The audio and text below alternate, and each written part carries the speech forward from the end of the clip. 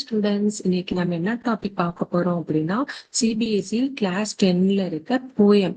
So போயம்ல எதை base பண்ணி நம்ம பார்க்க போறோம்னா, போயம்ல இருக்க poetic devices, rhyming words and author description, அதுக்கப்புறம் போயமோட தீம்ஸ், போயமோட எக்ஸ்பிளனேஷன், மீனிங்ஸ். ஸோ எல்லாமே கவர் பண்ணி தான் பார்க்க போறோம். உங்களுக்கு எக்ஸாமுக்கு ரொம்பவே ஹெல்ப்ஃபுல்லா இருக்கும். ஸோ நான் ஒவ்வொரு போயம் ஆனா எல்லா போயமுக்குமே நான் அப்டேட் பண்ணேன். ஸோ இன்னைக்கு ஃபர்ஸ்ட் போயம் நான் அப்லோட் பண்றேன்.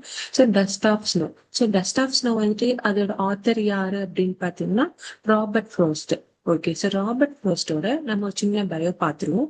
ஸோ அவர் எப்ப பிறந்தாரு அப்படின்னு பாத்தீங்கன்னா March 26, 1874 பிறந்தாரு. அதுக்கப்புறம் அவர் நியூ இங்கிலாந்துக்கு மூவ் ஆயிட்டாரு.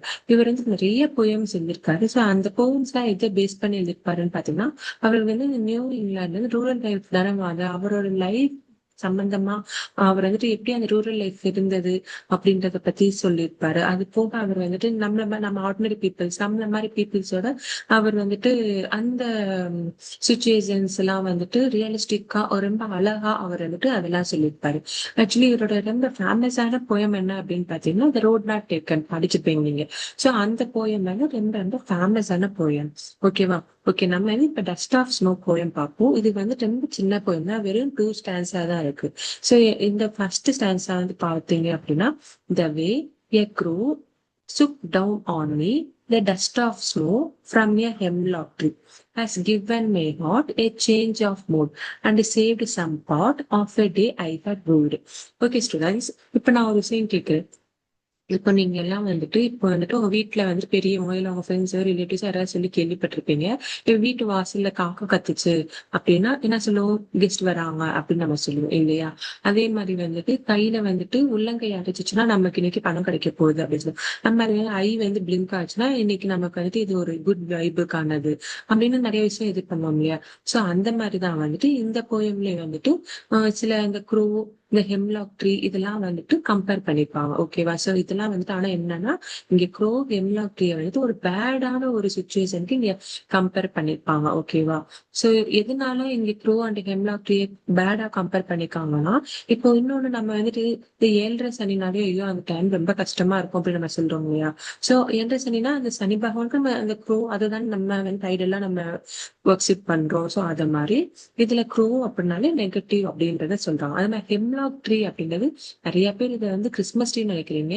ஹெம்லாக் ட்ரீன்றது கிறிஸ்மஸ் ட்ரீ தெரியாது. ஹெம்லாக் ட்ரீ அப்படின்றது பாத்தீங்கன்னா ரொம்ப ஒரு பாய்சனஸான ஒரு ட்ரீ. சோ அதனால இதை ஒரு நெகட்டிவ் அப்படின்னு சொல்றோம். சோ அதே மாதிரி இந்த டஸ்ட் ஆஃப் ஸ்னோ அப்படின்னு ஏன் அப்படின்னு சொல்றோம் அப்படின்னா, ஆக்சுவலி வின்டர் சீசன்ல ஸ்னோ வரும் இல்லையா? சோ ஸ்னோ பாத்தீங்கன்னா அது எப்படி இருக்கும்? அது ஸ்னோனா ஐஸ் மாதிரி சாலிடா இருக்காது. அது ஒரு மண்ணு மாதிரி இருக்கும். ஸோ தூசி மாதிரி இருக்கும் இல்லையா? ஸோ அதுதான் டஸ்ட் ஆஃப் ஸ்னோ. ஓகேவா? ஸோ வின்டர் சீசன்ல பொதுவாக வின்டர் சீசன்ல நமக்கு எல்லாமே ஒரு மாதிரி லேசியா போ ரொம்ப அந்த பனி காலத்துல எல்லாம் விடிய காலையில எந்திரிக்கவே மாட்டோம். நமக்கு அப்படி லேசினஸா இருக்கும். கரெக்டா எல்லாமே வந்துட்டு தான் இழுத்து போத்திட்டு தூங்குவீங்க இல்லையா? சோ அது மாதிரி இவர் ஒரு வின்டர் சீசன்ல ஒரு நாள் அவருக்கு ராபர்ட் ஃப்ராஸ்டுக்கு ஏதோ ஒரு சேடா அவர் இருந்திருக்காரு. அவருக்கு மேபி அவரோட பிள்ளைங்களும் இந்த மாதிரி உங்களை மாதிரி எக்ஸாம்ஸ் எழுதுறதுக்கு தூங்கிட்டு இருக்காங்க, நம்ம பையன் படிக்க மாட்டான்னு ஃபீல் பண்ணாரோ, இல்ல ஃபேமிலியில என்ன பிரச்சனை அவர் ஏதோ ஃபீல் பண்ணிட்டு சேடா எழுதிருக்காரு. இது நான் ஏன் இந்த ஸ்டான்ஸ்ல சேடா அப்படின்னு சொல்றேன்னா, ஒரு செகண்ட் ஸ்டான்ஸ்ல சேஞ்ச் ஆஃப் மூட், அவர் டே ஹாப்பியா சேஞ்ச் ஆயிடுச்சு, ஒரு அன்எக்ஸ்பெக்டா சேஞ்ச் ஆச்சுன்றது வரும். ஸோ அதனால ஃபர்ஸ்ட் ஸ்டான்ஸ்ல அவர் சேடா இருக்காரு அப்படின்னு. ஓகேவா? சோ அவர் ஒரு நாள் சேடா அவர் ஒரு ஹெம்லாக் ட்ரீ பக்கத்துல நிக்கிறாரு. அவர் அறியாம ஹெம்லாக் ட்ரீ பக்கத்துல நிக்கிறாரு. சோ அப்ப அந்த ஹெம்லாக் ட்ரீல ஒரு க்ரோ வேற இருந்திருக்கு. அந்த க்ரோ பாத்தீங்கன்னா அது அந்த இலையை ஆட்டிறப்ப அந்த இலையில இருக்க அந்த ஸ்னோ இருக்குல்ல, அந்த ஸ்னோ அவர் தலையில அப்படியே விழுது. அந்த தலையில விழுந்ததும் அடுத்த நிமிஷம் டக்குன்னு இப்போ நம்ம அப்படியே நேம் அப்படியே சோகமா உட்காந்துருக்கிற அந்த டஸ்ட், அந்த ஸ்னோவோட டஸ்ட் விழுது அப்படியே டக்குன்னு மைண்ட்ல ஒரு ஸ்பாட் இருந்துச்சு.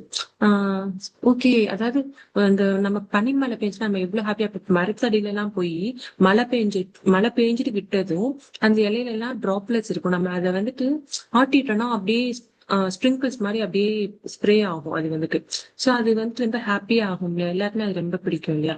சோ அந்த மாதிரி அந்த ஸ்னோ அவர் தலையில விழுக்கும். அப்படியே அவருக்கு அந்த ஒரு செகண்ட் அன்எக்ஸ்பெக்டா அவர் மைண்ட் அவர் அவ்வளவு சேடா இருந்தாரு. அவர் மூட் சேஞ்ச் ஆயிடுச்சு. ஓகேவா? சோ அப்பதான் சார் ஒண்ணும் இல்லாத விஷயத்துக்கா நம்ம வந்துட்டு இவ்வளவு சேட் ஆனோம், நல்ல வேளைக்கு நம்ம வந்து சேட் ஆகி பாதி டேஸ் நம்ம வந்து அந்த பாதி ஹவர்ஸ் நம்ம வேஸ்ட் பண்ணிட்டோம், நாளைக்கு இனி இருக்க டைமையாவது நம்ம இந்த டேல சேவ் பண்ணோம் அப்படின்னு நினைச்சுக்கிறாரு. ஓகேவா? சோ இதுதான் வந்துட்டு இந்த போயமோட மீனிங். ஓகே, இப்ப இந்த போயம்ல இருந்து நம்ம ரைமிங் வேர்ட்ஸ் என்னன்னு பார்ப்போம். இப்ப ரைமிங் வேர்ட்ஸ் பாருங்க. இது வந்து ஏபி ஏபி, அதே மாதிரி இதுவும் ஏபி ஏபின்னு சொல்லலாம், ஆர் நம்ம சிடி சிடின்னு சொல்லுவோம். சரி, எப்படி AB AB and CD CD வருது அப்படின்னு சொன்னீங்கன்னா, இப்ப இது என்ன? Grow, snow. சோ அதனால ரெண்டுமே சேமா முடியுதா? Grow, snow. சோ அதனால ஏ ஏ. ஓகேவா? சோ பி பாத்தீங்கன்னா me, tree. So grow, me, snow, tree. So அதான் ஏபி ஏபி. ஓகேவா? ஸோ அதே மாதிரி ஹாட், பாட், மூட், ரூட். ஸோ அப்ப அதனால இதுவும் நான் என்ன சொன்னேன், ஏபி ஏபின்னு சொல்லலாம், இல்லைன்னா சிடி சிடி அப்படின்னு நம்ம சொல்லலாம். ஓகேவா? நம்ம ரைமிங் பேர்ஸ் அப்படின்னா நம்ம வந்து டைமிங் பேர்ஸ்னா என்ன சொன்னேன், me, tree, mood, root. So இதுதான் வந்துட்டு ரைமிங் பேர்ஸ். அது மாதிரி ரைமிங் ஸ்கீம் வந்து AB AB or CD CD. ஓகேவா?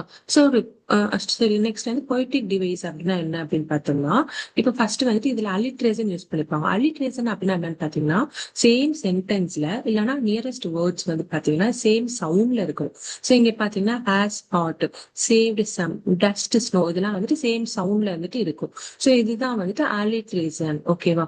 அதுக்கடுத்து அயனி. சோ அயனி அப்படின்னா என்ன பாத்தீங்கன்னா, இப்ப வந்துட்டு நான் சொன்னேன் இல்லையா, அவர் தலையில வந்துட்டு அந்த ஸ்னோ வந்துட்டு தலையில படவும் அன்எக்ஸ்பெக்டா அவர் மூடு சேஞ்ச் ஆச்சு இல்லையா, அந்த இதுதான் வந்துட்டு அந்த க்ரோ, ஹெம்லாக் ட்ரீ இதெல்லாம் வந்துட்டு ஒரு நெகட்டிவான ஒரு சிம்பிள். ஆனா அது வந்துட்டு அவருக்கு ஒரு ஹாப்பியை கொடுத்துச்சு, ஒரு ஜாய்ஃபுல். அவர் அதை அது தலையில அப்படியே ஸ்ப்ரே ஆகும், அப்படியே ஹாப்பி ஆயிருக்கா. ஸோ அது அன்எக்ஸ்பெக்டட் ஜாய் அப்படின்னு சொல்றாரு. ஸோ அதுதான் வந்துட்டு அயலி.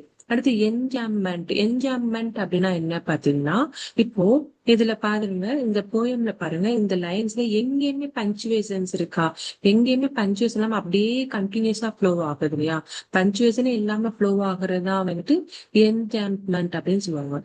அடுத்து வந்து ஜஸ்ட பொசிஷன். ஜஸ்ட பொசிஷன் அப்படின்னா பாத்தீங்கன்னா கான்ட்ராஸ்ட். அப்ப வந்துட்டு க்ரோ வந்து பிளாக் கலரா இருக்கும் இல்லையா, காஃப் வந்து கருப்பா இருக்கும். ஆனா ஸ்னோ எப்படி இருக்கும்? White out. இந்த மாதிரி கான்ட்ராஸ்டா சொல்றது வந்துட்டு அதே மாதிரி அது வந்து ஒரு சிம்பாலிக்கா நம்ம வந்துட்டு இப்ப சொல்றோம் இல்லையா. சோ நம்ம க்ரோனா வந்துட்டு ஒரு நெகட்டிவ், பட் வந்துட்டு இப்போ ஒயிட்னா வந்து அது ரொம்ப பியூருக்கு அப்படின்னு நம்ம சொல்லுவோம். ஸோ அதுதான் ஜஸ்ட் ஆப்போசிஷன். ஓகேவா? அடுத்து இமேஜினரி. இமேஜினரினா அப்படி என்ன அப்படின்னா, அதான் இப்போ நம்ம வந்துட்டு இப்போ க்ரோ வந்துட்டு நான் ஆல்ரெடி இது வந்துட்டு சேம் வே தான். ஸோ ஒரு ஒரு விஷயத்த நம்ம வந்து இமேஜின் பண்றது. இப்போ க்ரோனா அது நெகட்டிவ்க்கு தான், ஹெம்லாக்னா நெகட்டிவ்னா, இது வந்து குட் சைனுக்கு, இது பேட் சைனுக்கு அப்படின்னு ஒரு இதை நம்ம வந்துட்டு விசுவல் பண்றோம் இல்லையா. ஸோ அதுதான் வந்துட்டு இமேஜரி. ஸோ இதுதான் வந்துட்டு இந்த போயம்ல யூஸ் பண்ற பொயட்டிக் டிவைசஸ். ஓகேவா? ஸோ அதுக்கப்புறம் இந்த போயமோட சிம்பாலிசம் என்ன அப்படின்றது பாத்தீங்கன்னா, ஆல்ரெடி சொன்னதான், க்ரோனாலே யூஸ்வலா வந்துட்டு அது வந்துட்டு ஒரு ஒரு நெகட்டிவ் ஆனது ஒண்ணு. அண்ட் ஹெம்லாக் ட்ரீ வந்துட்டு பாத்தீங்கன்னா அது ரொம்ப பாய்சனஸ் ஆன ட்ரீ. ஆனா ஸ்னோ வந்துட்டு எல்லாருக்குமே பனிமலையில நீங்க எல்லாம் வந்துட்டு இந்த சிம்லா இந்த மாதிரி பிளேஸ் அந்த பனிமலையில அந்த ஸ்கைஸ் விளையாடுறதோ, இல்லைன்னா அந்த பனிமலையில சரியே நம்ம வந்துட்டு இந்த சிவி சினிமா எல்லாம் பார்த்து அப்படி பனிக்கட்டி எடுத்து விளையாடுவாங்க இல்லையா. சோ ஒருத்தர் மேல ஒருத்தர் தூக்கி போட்டுலாம் விளையாடுவோம் இல்லையா. சோ ஒரு ஸ்னோனாலே ரொம்ப ஹாப்பியா ஜாயா இருக்கும் இல்லையா. சோ இதுதான் வந்துட்டு இந்த போயமோட சிம்பாலிசம். ஓகேவா? அதுக்கடுத்து மீனிங் அண்ட் சென்ட்ரல் தீம் அப்படின்னா, ஆக்சுவலி வந்துட்டு நம்ம எவ்வளவுதான் சேடா இருந்தாலுமே நேச்சர் வந்துட்டு நமக்கு வந்துட்டு ஈஸியா நம்மளோட மூட வந்துட்டு டிரான்ஸ்ஃபர் பண்ற ஒரு பவர் இருக்கு. இப்போ நீங்களே வந்துட்டு ஸ்டூடெண்ட்ஸ், நீங்க வந்துட்டு ரொம்ப படிச்சு ரொம்ப வந்துட்டு டயர்டா ஃபீல் பண்றீங்க, ரொம்ப ஸ்ட்ரெஸ்ஸா ஃபீல் பண்றீங்க, எக்ஸாம் டைமா ஃபீல் பண்றீங்க, எக்ஸாம் டைம்ல ரொம்ப ஸ்ட்ரெஸ்ஸா ஃபீல் பண்றீங்க அப்படின்னா, நீங்க வந்துட்டு ஒண்ணும் இல்லை, கொஞ்ச நேரம் போயிட்டு இயர்லி மார்னிங்ல, அதுவும் ஃப்ரெஷ் ஏர், நீங்க வந்துட்டு உங்க வீட்டுல மாடியில டெரஸ்லயோ பக்கத்துல கார்டன்லயோ சும்மா ஒரு பை வாக் போனீங்கனாலே மைண்ட் ரொம்பவே ரெஃப்ரெஷிங்கா இருக்கும் உங்களுக்கு வந்துட்டு. அது மாதிரி நிறைய பேர் இந்த இயர்லி சன்ரைஸ், அது மாதிரி ஈவினிங் சன்செட் எல்லாம் பாக்குறப்போ நமக்கு ஒரு மைண்ட் ரொம்ப ரிலாக்ஸா இருக்கும். அது மாதிரி சில பேருக்கு வந்துட்டு ஜேர்னி, லாங் டிராவல், ஒரு லாங் டிராவல் நம்ம நேச்சரை என்ஜாய் பண்ணி போறதா இல்லையா. சோ அதுல விண்டோ சீட், நிறைய பேருக்கு விண்டோ சீட் பிடிக்கும், ட்ரெயின் டிராவல் பிடிக்கும், சோ நிறைய பேருக்கு பைக் ரைடு பிடிக்கும். சோ அதனால நேச்சருக்கு வந்துட்டு நம்ம மூட் டிரான்ஸ்ஃபார்ம் பண்ற பவர் இருக்கு. ஒரு அன்எக்ஸ்பெக்டடா லைஃப்ல வந்துட்டு நம்ம எவ்வளவுதான் சேடா இருந்தாலும் நேச்சுரலி நம்மளை என்கரேஜ் பண்ணி நமக்கு மோட்டிவேட் பண்ணி பண்றதுக்கு ஒரு டிரான்ஸ்ஃபார்மேட்டிக் பவர் இருக்கு. சோ அதுதான் வந்துட்டு இந்த ப்ரோக்ராம்ல வந்து மெயினான ஒரு சென்ட்ரல் தீம். Okay students.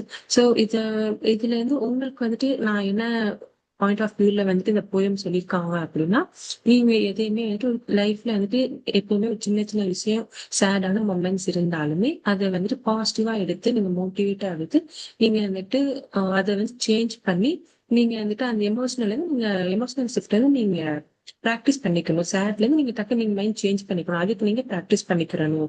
எப்பயுமே சேடாவே இருக்கக்கூடாது. ஏன்னா வந்துட்டு எவ்ரிதிங் நம்ம லைஃப்னாலே ஹாப்பி அண்ட் சேட் ரெண்டுமே இருக்கதான் செய்யும். நம்ம பட் எதையுமே ஓவர் கம் பண்ணி நம்ம வந்துட்டு லைஃபை ஹாப்பியா என்ஜாய் பண்ணிட்டு போகணும் அப்படின்றதுதான் இந்த போயமோட மெயினான கான்செப்ட்.